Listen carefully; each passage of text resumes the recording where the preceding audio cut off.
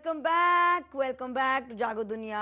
आज के हमारे मेन सेलिब्रिटी गेस्ट के सेगमेंट का आपको खास मेहमान मैं इनकी इतनी बड़ी फ़ैन हूँ। I am such a huge fan of this man and इनके गाने सुन के रोंगटे खड़े हो जाते हैं। अहमद जान ज़ेब, वेलकम टू जागो दुनिया। एंड सुबह से डिप्रेशन की हालत हो गई है।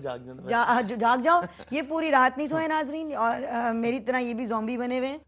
आपके बारे में जो मैं पढ़ रही थी, आपसे ज़्यादा मैं आपके वालिद साहब से इंस्पायर हुई। बहुत ही ख़ास शख्सियत, बहुत ही ज़्यादा सपोर्ट और इंतहाई कल्चर्ड इंसान। बिल्कुल। तो उनके बारे में कुछ बताइए कि क्या मतलब, you know, he is obviously been a very important person in your life. कैसे इंसान है वो, और उनका शऊर इतना डेवलप कैसे हुआ? और देखिए, बहुत सारी मिसालें, बहुत सारी कहावतें सुनने में आती हैं कि एक औलाद अपने एक वालिद अपने औलाद को कितना आगे देखना चाहता है। मगर जब आप खुद वालिद बनते हो ना, उसके बाद आप जब प्रैक्टिकल लाइफ में आता है, पता बहुत से वालिद ऐसे हैं जो बिल्कुल केयर नहीं करते औलाद की, अपने काम बिजनेस में लगे रहते हैं, बस खिलौना समझ के खेल लेते हैं सिर्फ।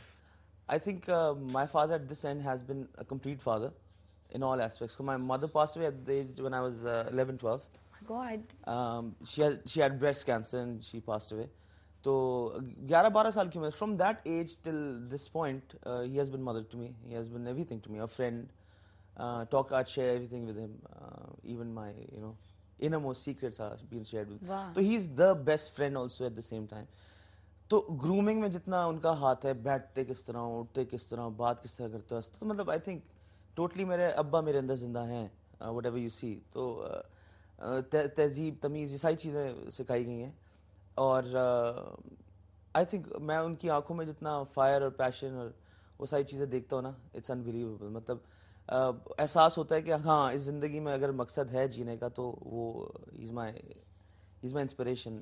उनके लिए मैं सब कुछ करूँगा। मतलब यू गेट दैट मोटिवेशन के मैं ज़िंदगी में कुछ करने आया हूँ तो हाँ, इनको मैं करके दिखाऊंगा। दुनिया को खैर छोड़ दो, दुनिया को छोड़ो, इनको करके दिखाऊंगा। अम्मी के साथ कैसा रिश्ता था? माँ was a lovely person.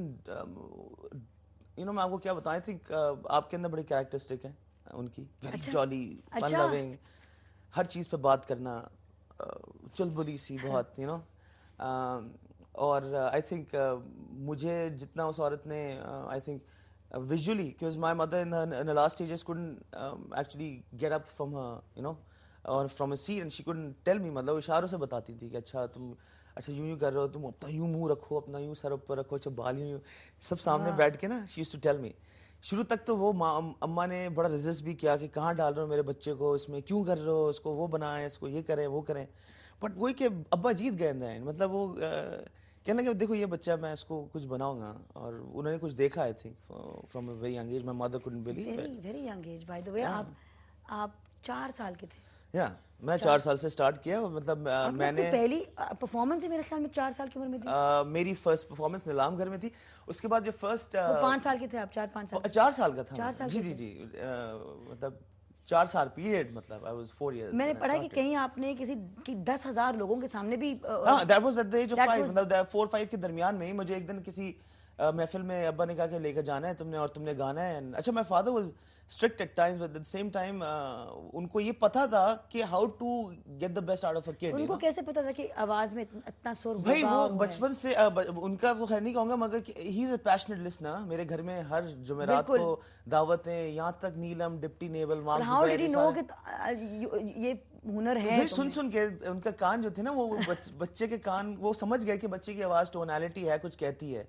वो कहती है जब तुम बचपन में रियाज करते थे तो कह रहे पूरे कमरे में से ना बस वो एक आवाज तुम्हारे जाने के बाद भी रह जाती थी तुम्हारे सुरों की।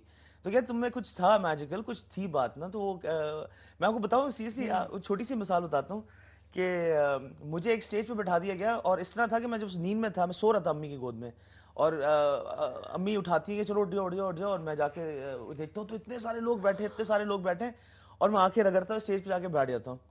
अब मैं बैठ तो गया हूँ स्टेज पे, अब मैं जब ऑडियंस देखता हूँ तो मैं देखते ही रोना शुरू कर देता हूँ स्टेज पे। हाँ, मेरा अब्बा आता है कोने से और आके मुझे बोलता है कि बात सुनो, अगर तुम रोना बंद नहीं किया तुम स्टेज से नहीं होते। और आंखों में वो एंगर, और मैं अपना से अब्बा से वो डरता हूँ, जो है ना इतना बड़ा हाथ एक फिगर होता है, बड़ा आदमी, तो वो सारी चीजें तो मैं देखता हूँ, 2 मिनट के लिए आई जस्ट गो साइलेंस, और मैं चुप हो जाता हूँ।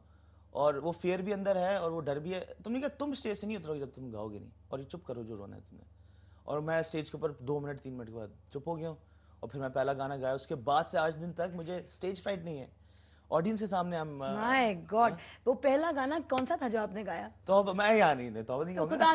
बताओ। आई थिंक नेशनल सॉन्ग्स थे सारे, सोनी धरती अल्लाह रखे। पहला गाना जो आपने पहला जो सबसे पहला था वो कौन सा था? First song was definitely Sohni Dharti Allah रखे। पहले अपने एक्सपीरियंस के बारे में बताइए, फिर गुनगुना लीजिए। Shoaib Mansoor is an institute is एक चलते फिरते जो कहते हैं ना, एक हर शख्सियत के लिए एक आइडियलाइज करने वाली शख्सियत है। इनसे इंसान को आई थिंक शुएब मंसूर से आप उनसे कहा अगर उनके साथ 4 घंटे गुजार लें तो आप बहुत कुछ सीखते हैं। मैंने उनके साथ 4 दिन गुजारे, वो मेरे साथ ही रुके, मेरे घर में ही रुके। और साउंड ट्रैक में से 9 गानों में से 4 आपके? 4 मेरे गाने थे। सर जो थे वो अपने साथ एक तो वो जब भी कोई चीज़ बनाते तो इट्स ऑल हिज क्रेडिट, मतलब वो किसी और का नहीं होता है, और वो ही टेक्स इट, मतलब मैं अपना क्रेडिट नहीं लूँगा, सब चीज़ें उन्हीं की हैं। एक गाना भी मेरा नहीं, सब उनके गाने हैं, मैंने कुछ भी नहीं किया, बल्कि उन्होंने मुझे वो जो कहते हैं ना कि एक मौका दिया कि मैं उनके साथ एक पार्ट ऑफ द टीम बन सकूं। अच्छा, अब महविश की फरमाइश। जी, उन्होंने पाकिस्तान हमारी जान का something which I haven't sung for a while now. Well do it. मैं आपको बताऊं रात भर का जागा हूं, so if something goes wrong with my voice please forgive me people. Pakistan हमारी जान, हमारी जान, हमारी जान, सबसे पहले पाकिस्तान, सबसे पहले पाकिस्तान, पाकिस्तान हमारी जान, हमारी जान, हमारी जान। वाह। क्या है पाकिस्तान के बारे में जिससे आप मोहब्बत करते हैं? पाकिस्तान एक आई थिंक मेरे लिए तो खैर आइडेंटिटी है, मेरी पहचान है। पाकिस्तान बड़ा मुश्किल सवाल पूछ लिया, पता है मैं इसका अगर मैंने आधा पौना जवाब दिया मैं घर जाके बहुत पिटने वाला हूँ। तो एक काम करें, पाकिस्तान मेरी जान है वाकई में। मैं इस मुल्क से उतना ही प्यार करता हूँ जितना आई थिंक जो इसको बनाने में लोगों ने किया है। Seriously I just feel right now today, आज बैठ के मैं इस चीज़ का एहसास करता हूँ, क्योंकि एक तो सर छुपाने के लिए जगह हमें आज़ाद मिली कि we have a place to live, और जिस तरह मिली, क्योंकि हमें तो आइडिया भी नहीं है, वी हैव नो क्लू, हर चीज़ है मुयसर, एवरीथिंग रेडी मेड, हर चीज़ बनी बनाई मिल गई। तो आई थिंक शुक्रगुजार होना चाहिए, and I think you should love our land, क्योंकि इसी ने हमें इज्जत दी। मुझे तो खैर पूरी दुनिया में पाकिस्तान ने इज्जत दी, मैंने कहीं और से नाम नहीं बनाया, इन लोगों ने इज्जत दी। लोग कहते हैं ना छोड़ छोड़ के जाने की बातें करते हैं, आई थिंक उनसे बड़ा हिपोक्रेट कोई नहीं है, यानी इसी मुल्क ने सब कुछ दिया। तो I think I love my country. Break पे जाएंगे, छोटी सी नन्ही मुन्नी सी ब्रेक होगी, इंशाल्लाह वापस आएंगे।